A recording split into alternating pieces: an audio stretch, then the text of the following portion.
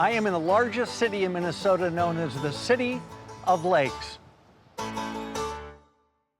We thank the underwriters of John McGivern's Main Streets because without them, we couldn't make this show. Heiser Automotive is honored to help John McGivern and his team arrive safely to many main streets.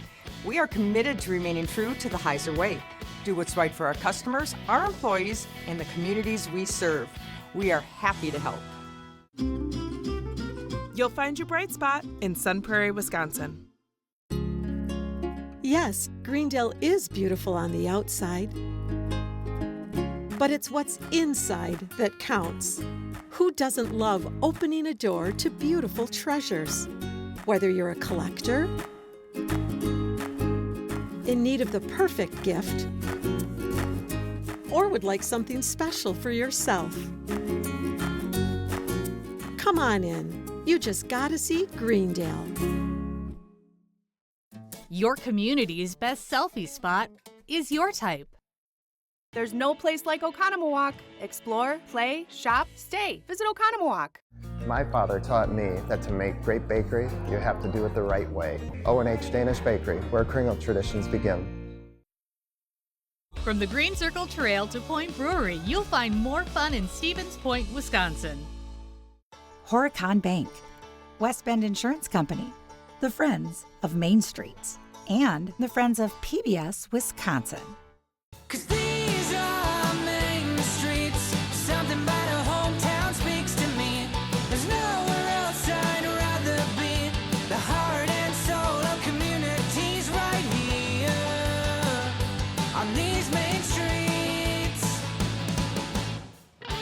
Minneapolis is the largest city in the state of Minnesota with 13 lakes and 430,000 people.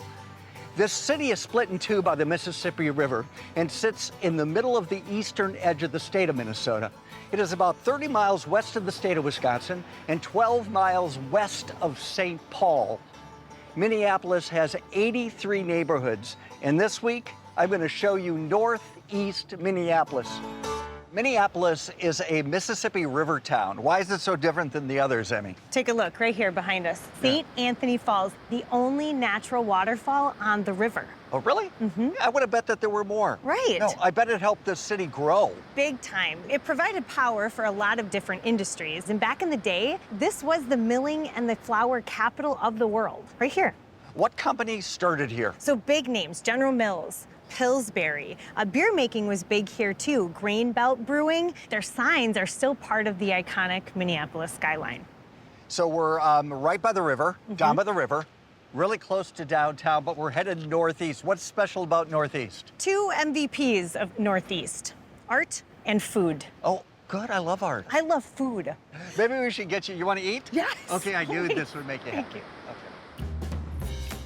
Take a look at this. I'm pretty excited about Nordy's Anchor Fish and Chips. Look at the size of this thing. Oh, yeah. Oh, yeah. I'm not sharing. We are inside Clay Squared. This is really impressive. Thank you. Yeah, it's gorgeous. How long have you been doing this? Almost 30 years.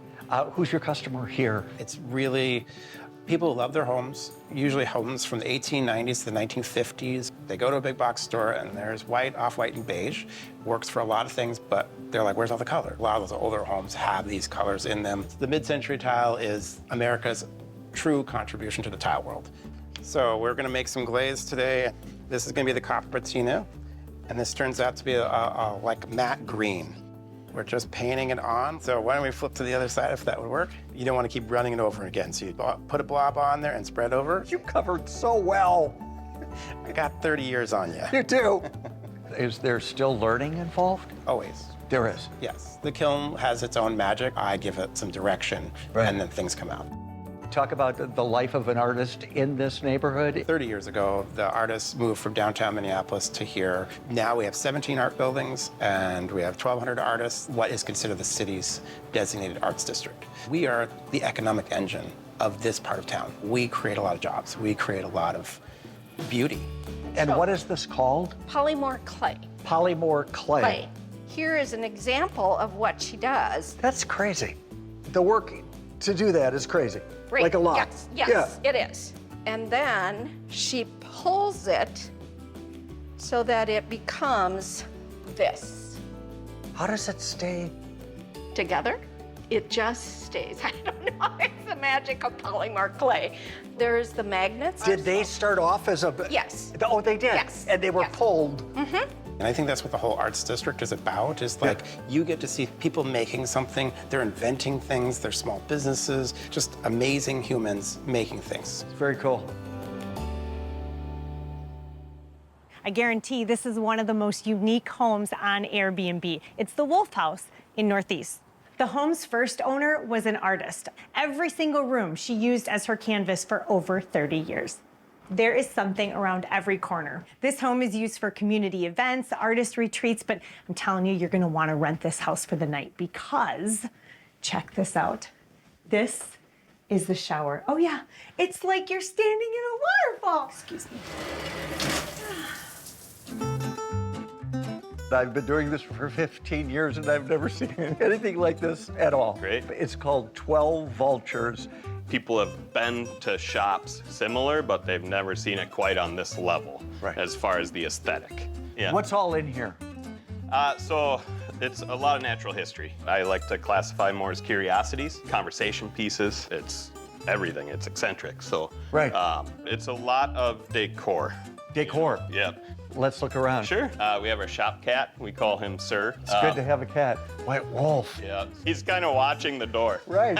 You know? This is a partial ulna of a woolly mammoth. It's a museum where everything is for sale. Like it's just amazing.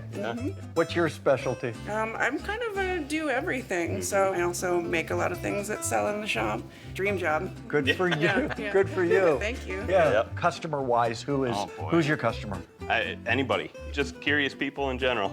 He's the greeter. Cat eye shells. Take a look at these. They're cool. What is this? Emu eggs? Yeah. Yeah, that's their natural color. These are cool. Yep. There seems to be a lot of skulls here. Yep. A lot of skulls. So none of it is taken or no life is taken for the purpose of that decoration. Yeah. They're Roe deer, R-O-E. R-O-E. But these are plentiful all throughout Europe and Asia. Wow, you've got a lot of stuff. Yeah, yeah. And how does a collection like this start? I've only been at this for about 12 years. I had a collection of my own. It gets bigger and I just keep finding things. This is a Toco toucan. This would be like your Fruit Loops toucan there. That's the skull. And that's the beak. Do you have husbands and wives? And are they as intrigued? Yes. Yeah. They are? Yeah. I'll tell you, anything here is something that I would happily put in my home. Guess what this is? This is a sea urchin. Who knew? Hercules beetle. And where are they plentiful? Africa. Africa. Yeah. It's really good. Yeah. Collection is what you like. Yeah. You can't force it, otherwise it's not enjoyable. As I said, never saw anything like this. Like, I want that aesthetic that's different enough that just evokes that reaction. I'm in Northeast Minneapolis, but some locals say that I'm saying Northeast Minneapolis wrong. How am I mispronouncing Northeast Minneapolis? Now, I know the sign says Northeast, but that is not how you say it. The locals say Northeast. Northeast, that's right. It's a good Midwest accent, don't you know? I am on Washington Street. The next street over, Adams, then Jefferson, then Madison, then Monroe. Do you get it? They're presidents in the order that they were president. I heard that they named those streets so that immigrants could pass the citizenship test. I don't know if that story is true, but I love that story. So we're on Nicollet Island. Nicollet Island. It's an island in the middle of the Mississippi River, downtown Minneapolis on one side, and northeast Minneapolis on the other side. Can we talk about how you got this house? This was sort of a hippie ghetto in the 70s and 80s. Okay. So the park board condemned all the houses on the island. So it decided, okay, we will sell these houses to people who will fix them up on a land lease. A 99-year land lease. It was $5 to buy the house. It was $5. $5. And I've got some pictures of my mother, who's now passed on, but walking through the house with this horrified look on her face. It was completely gutted on the inside. It had no plumbing. It had no electrical. All that had been stripped out. But it worked out fine. And it's a lovely home. Thank you. Do you love the neighborhood? Oh, absolutely. Do you? I mean, I work downtown. Okay. And you forget that you're near downtown until you walk around the corner and that's amazing. There it is. The river used to be very, very industrial. There were lumber mills, there were flour mills, there were roofing companies. Nobody really wanted to live along the river because it was dirty and there were trains running all the time. And that's changed in the last 20 years. I mean, there used to be like donkeys that lived here and stuff. And there were what? Donkeys. You didn't say there was a circus island. Did somebody build this island? No, the island's always been here. Mississippi River has thousands of islands, but most of them are 2 feet high. Okay. So nobody builds on them because they flood every year. Right. But this is about 30 feet above the river right here. And it sits on a limestone cap, so it's solid. If you try and dig down about a foot here, you'll run into limestone. Were there any second thoughts about moving here? None. Not a one? Not a one. I would have put my name in that lottery as well. I swear I would have. If you're a foodie, Northeast Minneapolis is the place you really should visit. They've got every sort of cuisine you can think of. I am standing in front of the colorful Hi Hi restaurant, which is known for its inspired Vietnamese fare. A visit to Northeast would not be complete without a visit to young Joni. Have you ever heard of Korean-inspired pizza? That's one of their many specialty pizzas. Our global tour continues. We're at Holy Land, which is a restaurant, a bakery, a grocery, a deli. It's been a Mediterranean staple in this neighborhood since 1986. There's a hummus factory in there. Yeah, they whip up big tubs of hummus that they ship out to global customers. So the tour now ends because I'm hungry. The Polish presence in this neighborhood, well, it's alive and well, especially when you look at this sign behind me, Surdyk's.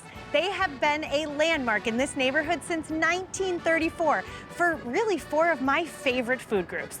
Let's count them: liquor, wine, deli, and cheese. I don't think you need anything else. Take a look at that. I am very excited about this. So you're what generation? Third generation. Third. You've known this business your whole life then? I started working here, slicing bread and serving people kolaches since I was 12 years old. Oh, come on. Is your dad still around? He's still around, yeah. He's kind of semi-retired now, but he comes in here and gets his lunch and then bothers me and then he's off, so, yeah. Yeah, I come in every day. Do you? Yeah, for fun. Yeah. How's he doing? Better than me. Have you heard that before? It's nice to have it on film. It's good. Yeah, great. It's true. And a lot of satisfaction is that we've been able to retain this legacy. I'm still learning because there's so much involved in this business. Yeah. So we have retail, wholesale sausage, a restaurant, and a bakery. So that's 4 businesses, and there's probably another one in there somewhere that it's ready to go, you know. Let's talk about the history of this place and why everybody said, have you been there yet? We started in 1954 as just a tiny butcher shop. My grandparents immigrated from Ukraine and started making sausage, and there were a lot of other Eastern European immigrants, and the sausage they made reminded these people of their home. So most of our sausages are Eastern European varieties, but we've branched out a little bit into other parts of the world. Every culture, I feel like, has a sausage. And what sells? In terms of bakery, the kolache pastries. Those are really popular. They sell out by 1 o'clock. A lot of people don't like prune. I think it's one of the best They don't ones. know. They don't know. Yeah. Do they? Well, they're And then- afraid because prune has a reputation for, Yeah, you know. that too. Yeah, you're right. And then in the restaurant, cabbage rolls. We sell so many cabbage rolls, we can't mix them in a mixing bowl anymore. We have to use the Hobart. You can imagine how much work it is to get this many leaves. Is this an easier one to deal with? You probably only need 2. You get that lined up on your hand. You kind of want 1 at the top, 1 at the bottom. And then you take your meat portion, and you can start from the bottom, you can start from the top. It doesn't really matter.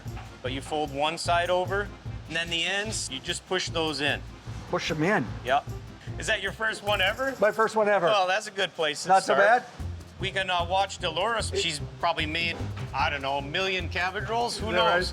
Can't even count. And it worked, didn't it? It worked. Yeah.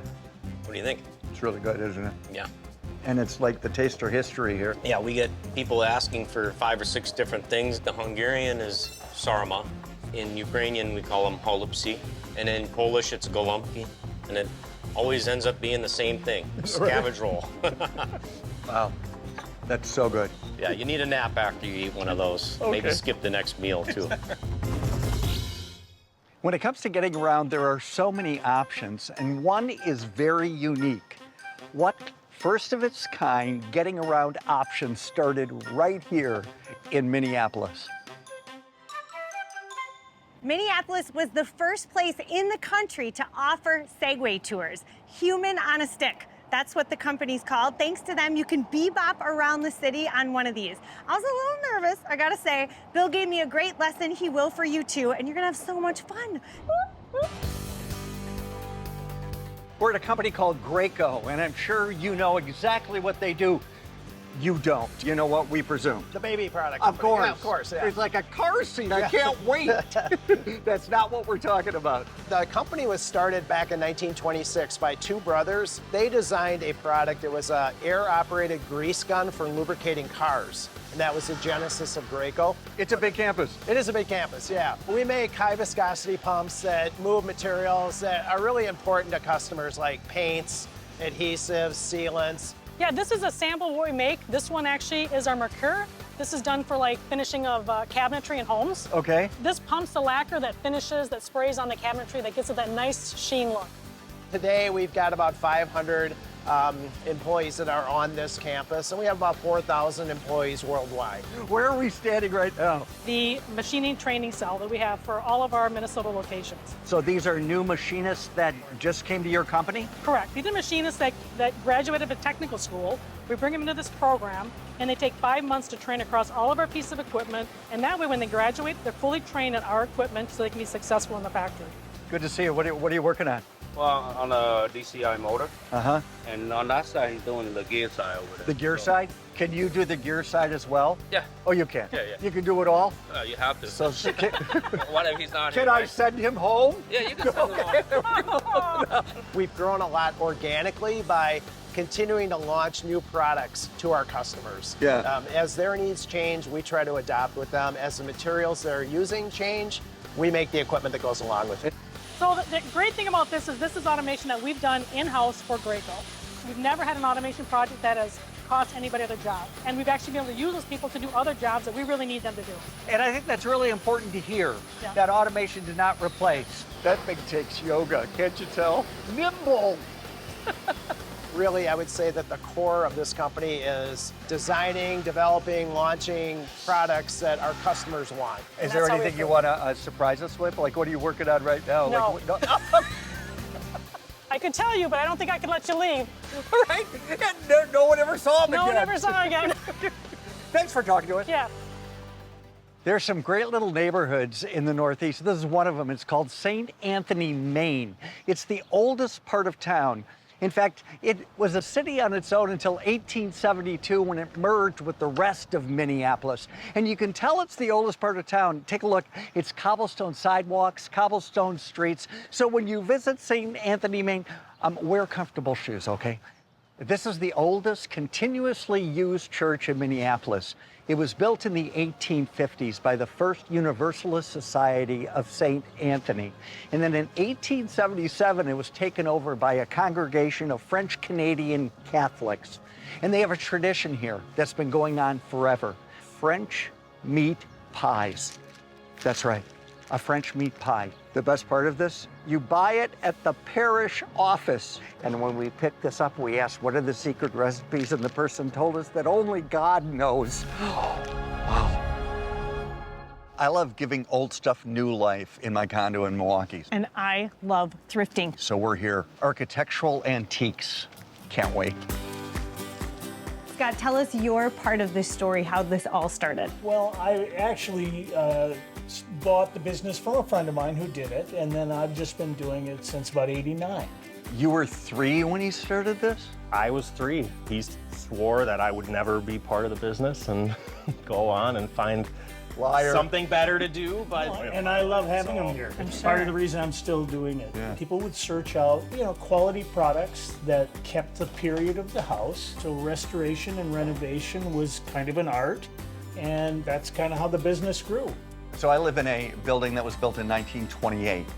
So to walk in here, it's everything that is ever exciting to me. This is too much for me. I think we'll swing to hardware first. We call it house jewelry. House jewelry. To elevate it.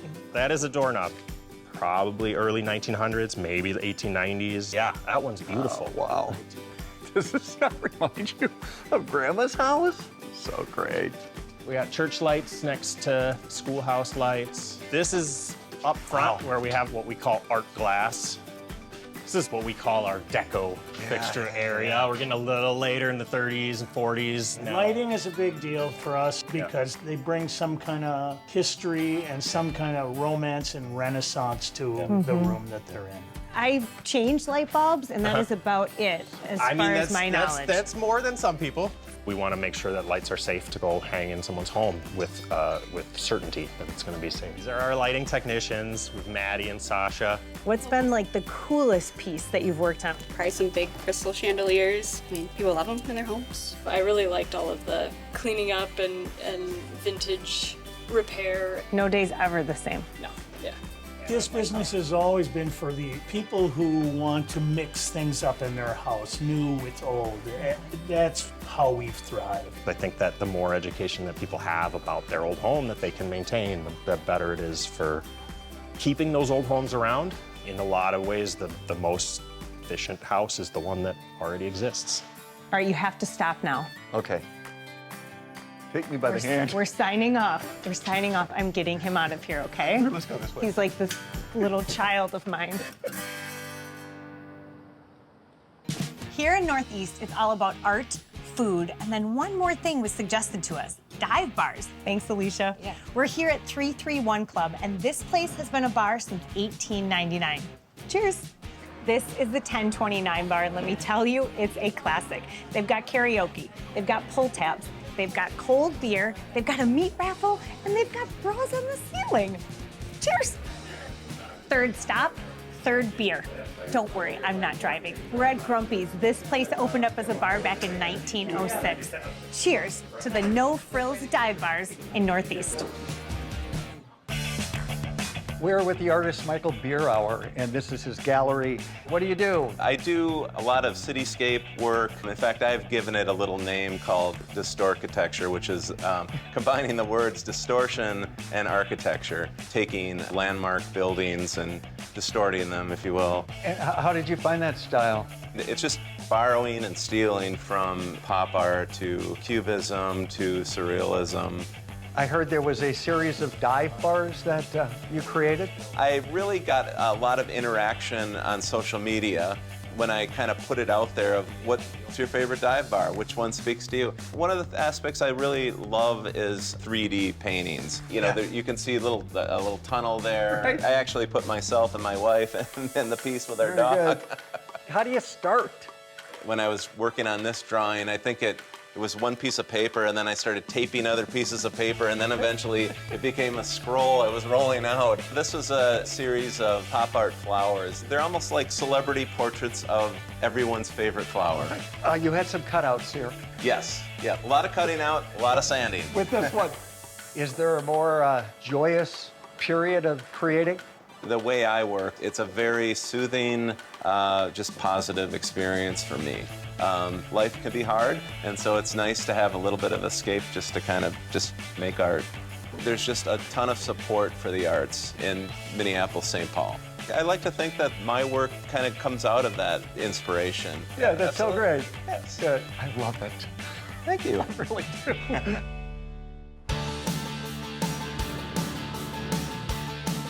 I'm not so sure about the City of Lakes. I think it should be the city of art and food surrounded by lakes. That's good. Yeah. Do not forget the tight-knit community that feels like a small town that's so close to a real downtown. For sure. You know what I say? What? I say Northeast Minneapolis does not disappoint. Northeast, you're a logo.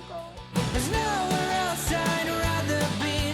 The heart and soul of communities right here. you want us to pretend like we're talking? Yeah.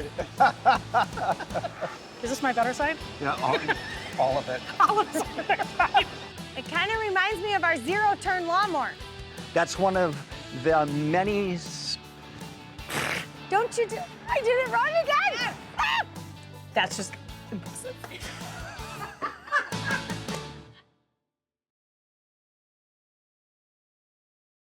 We thank the underwriters of John McGivern's Main Streets because without them, we couldn't make this show. Heiser Automotive is honored to help John McGivern and his team arrive safely to many main streets. We are committed to remaining true to the Heiser way. Do what's right for our customers, our employees, and the communities we serve. We are happy to help.